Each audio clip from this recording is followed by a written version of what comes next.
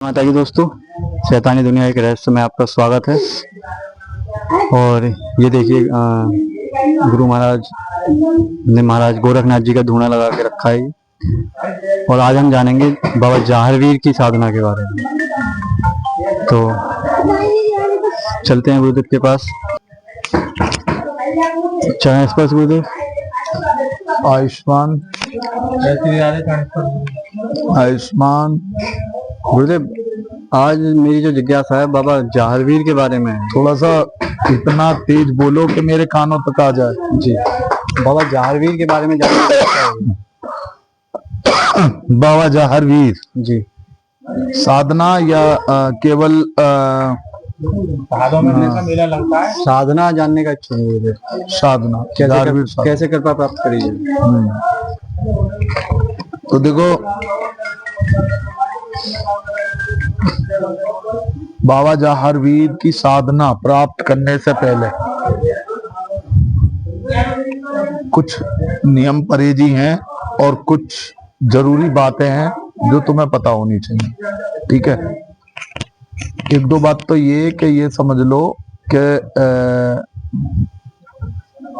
जाहरवीर साधना गुरु सानिध्य में यदि करेंगे तभी प्रत्यक्षीकरण हो सकती है।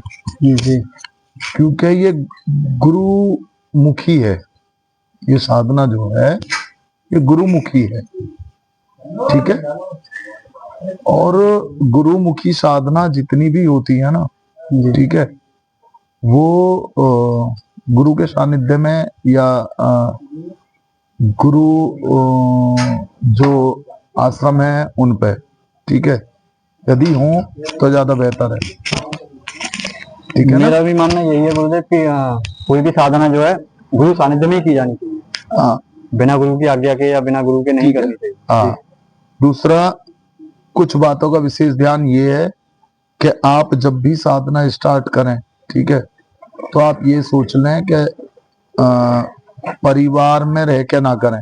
जी, ठीक है जी, परिवार में रह के ये साधना ना करें। क्या उनमें से बाबा जाहरवीर की भी साधना उसी तरह की है कि परिवार में रह के नहीं कर सकते? हाँ, ये ऐसा है, कई कई प्रावधान है करने के। जी, लेकिन जो मैं बता रहा हूं वो परिवार में रह के नहीं हो सकती। जी गुरुदेव। ठीक है जी। उसके पीछे का रीजन है, क्योंकि जो मैं बता रहा हूं उसमें क्या है, पूरा जंजीवार चलेगा। जी, ठीक है, कि भाई उसमें आप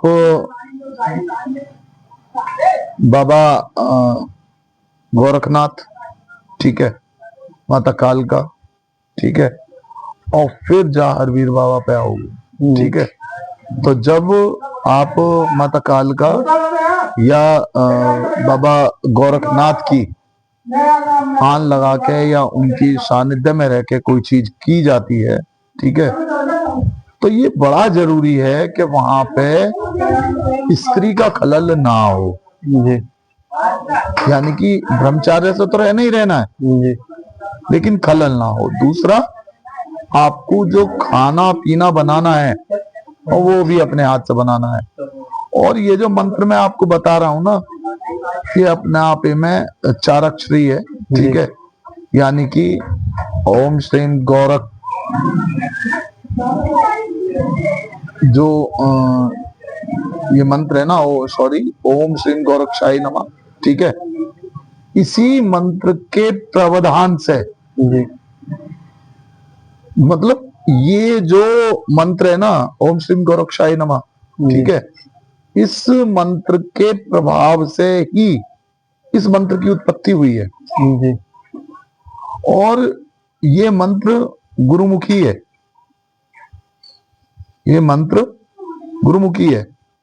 इसमें क्या है कि जिस तरीके ओम श्रीम गोरक्षाय नमः हम लगाते हैं, ठीक है, अब यहां से जब हम चलते हैं तो जाहरवीर की साधना के लिए सबसे पहले तो ये जरूरी है कि आप एक कुटिया या एक खाली कमरे का व्यवस्था कर लें। ठीक है, और नीले रंग का आसन आप लें, नीले वस्त्र आप धारण करें। जी, ठीक है।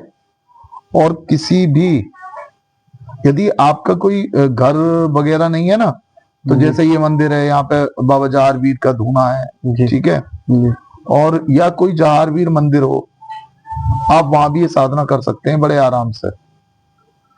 अच्छा, इसे करने के बाद फिर आप घर तो जा सकते हैं, लेकिन स्त्री के हाथ का खाना पीना ये वर्जित है। फिर कुछ समझ में आ रही है? जी बिल्कुल आ रही है। ठीक है।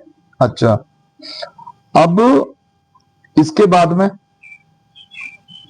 नीले वस्त्र वगैरह धारण करके, नीला आप ये करके, हाँ, आसन लेके, और देखो लोगों का विधान है कि भादों की जो नौमी है उससे ये करना चाहिए, लेकिन मेरा थोड़ा सा इतर है, ठीक है। मैं कहूंगा भादो शुरू होती है, ठीक है, उससे पहले जो 14 है, ठीक है जी अब जैसे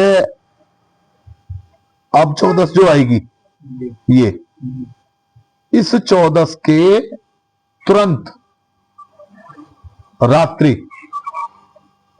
ये माता के गान हैं जिन्हें आप देख रहे हो कि वीडियो में आगे, जी ठीक है। एक हनुमान जी पीछे डोल रहे हैं, देखो, ठीक है। तो ये क्या है कि सुनना है अमृत, जी ठीक है। तो इन चीजों का विधान है बहुत।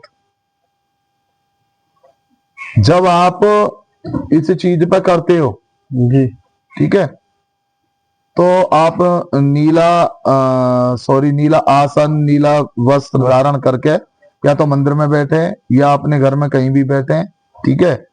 और फिर उसके बाद में फिर ये जो 4 अक्षरी मंत्र दिया हुआ है जी बाबा जहारवीर का, ठीक है, 14 से लेके बैठे हैं।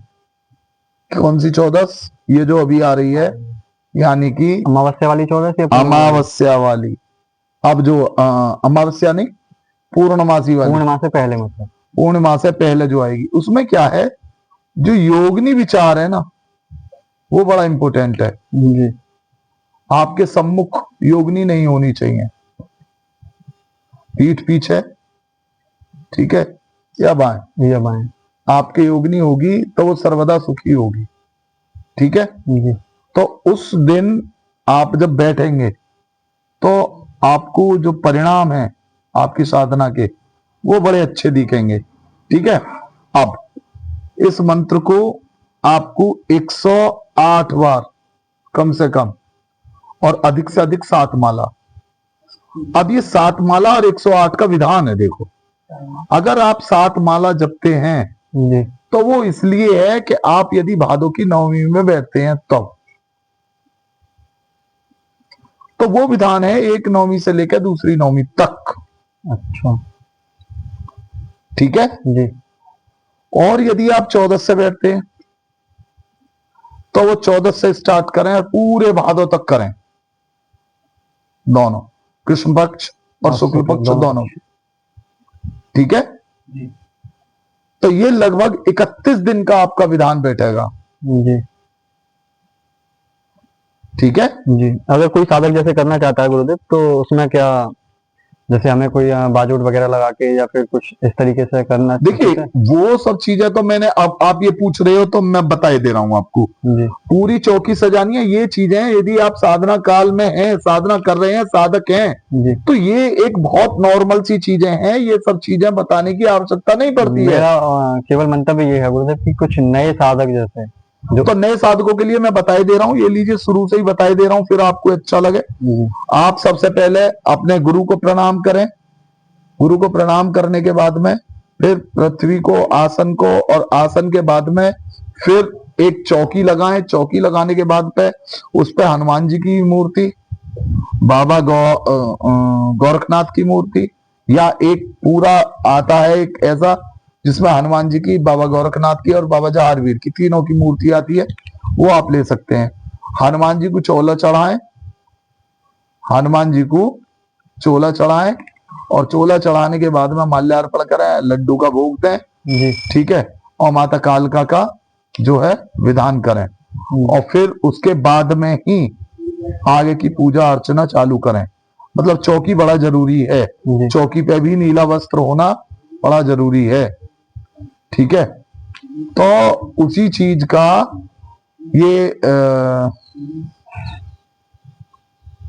ये ना गण है।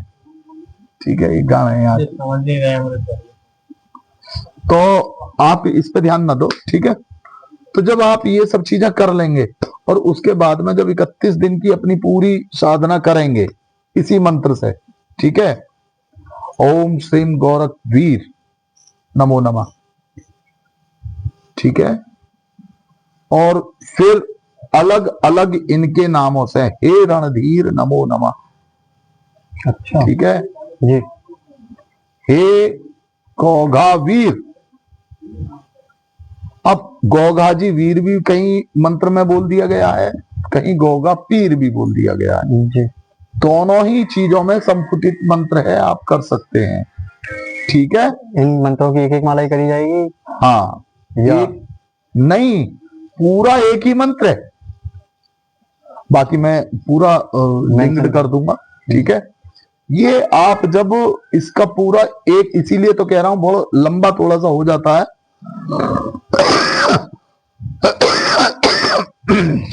स्वास्थ्य अभी भी थोड़ा सा गड़बड़ कर रहा है। हाँ, मुझे दिख रहा है। तो जो है, आप जब ये करेंगे पूरा,